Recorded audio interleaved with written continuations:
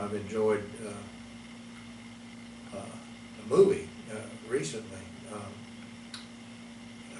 Philomena, with Judi Dench, and I talked to the librarian, and she's going to get the book that the movie was based on.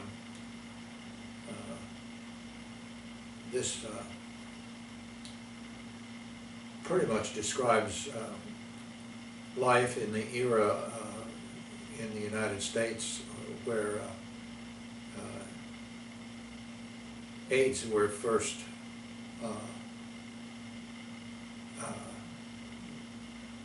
manifest, and where people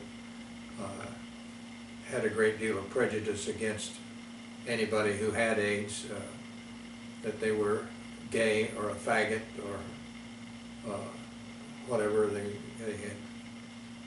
They had committed a sin against God, and they were being punished for it. Anyway, this is a true story of a Catholic girl who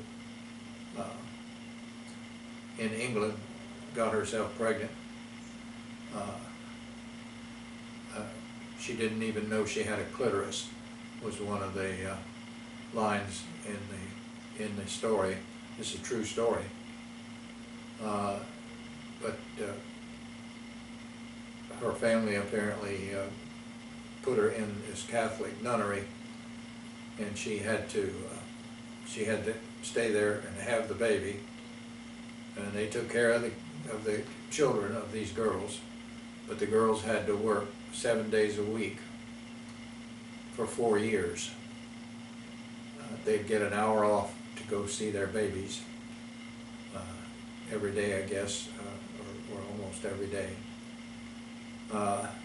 And then her son, the real Philomena, was shown in the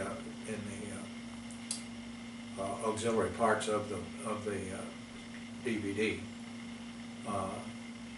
Anyway, her son was adopted by an American family, along with a little girl that they had formed an attachment, the boy and girl had, and so the family decided to adopt them together. And then he had looked for her. He had looked for his real mother, and the nuns did not pretend that they knew at all who his real mother was, so he never found her, and she was looking for him all this time, and the nuns didn't tell her that they knew where he was. And then he died of AIDS.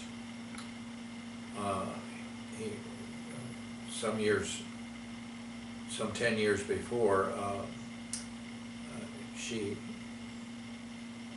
did some research and actually found out where he had gone, and that he had been some kind of a consultant to the Reagan administration. They had a picture of him with Reagan in the film, and when he was dying of AIDS, he was having an extra hard time because the Republican people, the Republican Congress and Reagan wouldn't have anything to do with anything to do with AIDS at all. Anyway, the upshot of this was that this journalist, this investigative journalist, helped Philomena trace down the American roots of her son, and then they found out from his former companion that he had wanted to find his mother, and that he had asked to be taken back to the Rose Creole, the area where